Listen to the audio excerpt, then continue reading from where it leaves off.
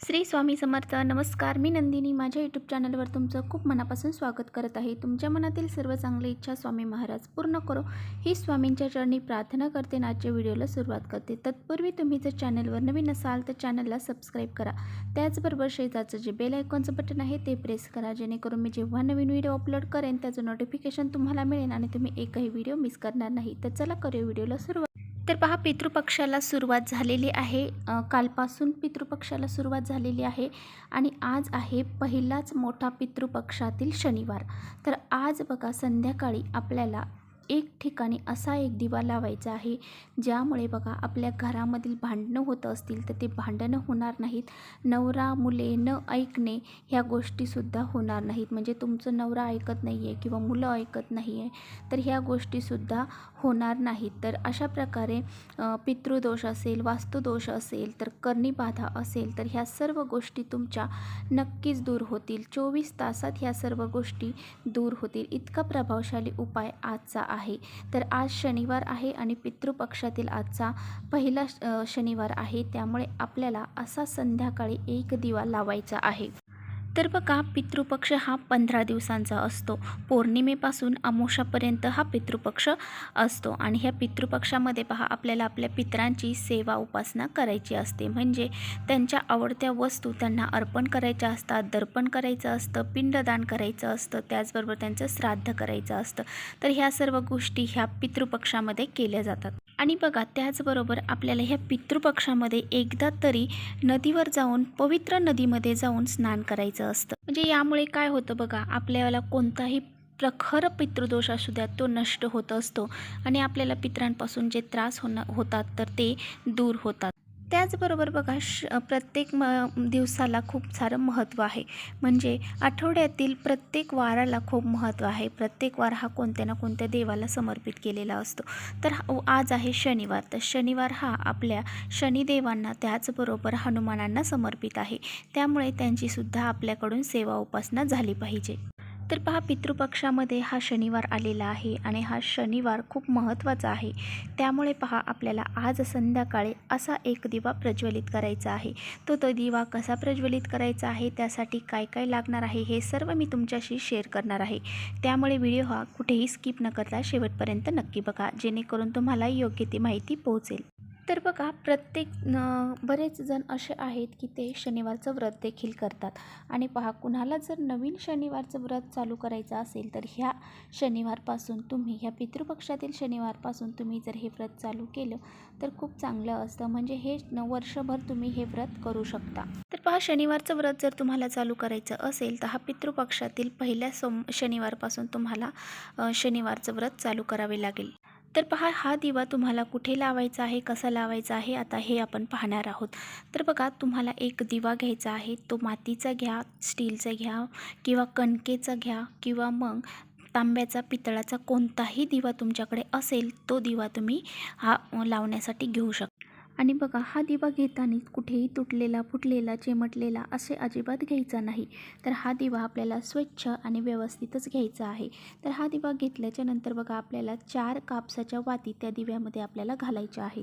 तर हा दिवा जो आहे, तर आपल्या घरामध्ये बघा हनुमानांचा फोटो असेल किंवा मग एखादी श्री हरिविष्णूंची हनुमानसोबत काही मूर्ती असेल किंवा मग कोणताही हनुमानाचा तुमच्या घरामध्ये फोटो असू द्या. म्हणजे रामांच्या बरोबर हनुमान असू द्या. अशा ठिकाणी आपल्याला हा दिवा प्रज्वलित करायचा आहे. तर पहा, असा चौमुखी दिवा आपल्याला त्या हनुमानांच्या फोटोसमोर, मूर्तीसमोर लावायचा आहे.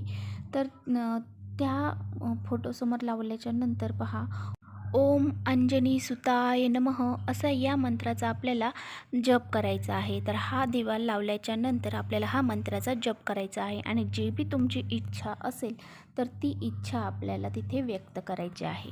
तर पहा, तुमच्या घरामध्ये सारखी भांडणं होत आहेत, नवरा बायकोची भांडणं होत आहेत, मुलं ऐकत नाही आहे, नवरा ऐकत नाही आहे, पितृदोष आहे, वास्तुदोष आहे, काही कारणास्तव तुमच्या घरामध्ये सारख्या कटकटी होत आहेत, कर्णीबाधा आहे, अशा कोणत्याही समस्या असू द्या तुमच्या किंवा मग तुमची काही इच्छाही असू द्या, तर तुम्ही हा दिवा लावल्याच्या नंतर ह्या इच्छा ज्या आहेत तर त्या तुमच्या व्यक्त करायच्या.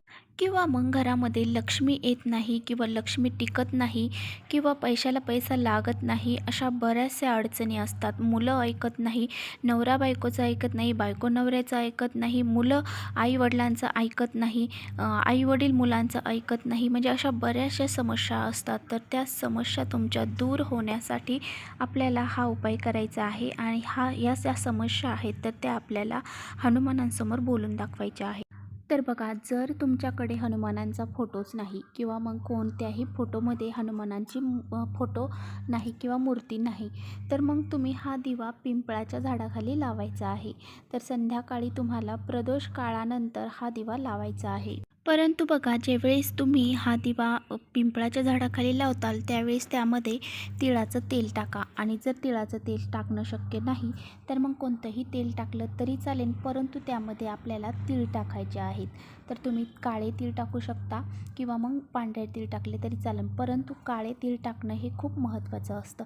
तर काळे तीळ टाकले तर खूप चांगलं आहे, तर ते टाकू शकता. आणि जेव्हा तुम्ही आपल्या घरामध्ये हनुमानांसाठी ही जर दिवा लावत असताल तर तो तुम्ही तुपाचा, तेलाचा, कोणत्याही तेलाचा लावला तरीही चालेल. तर पहा, असं म्हटलं जातं की पिंपळाच्या झाडाखाली बऱ्याचशा देवी देवतांचा वास असतो. म्हणजे हनुमानांचा असतो, त्याचबरोबर शनिदेवांचा असतो, त्याचबरोबर जे काही आपले माता लक्ष्मी आहे, भगवान श्रीहरी विष्णू आहे, तर यांचा वास आपल्याला त्या पिंपळाच्या झाडाखाली असतो असं म्हटलं जातं.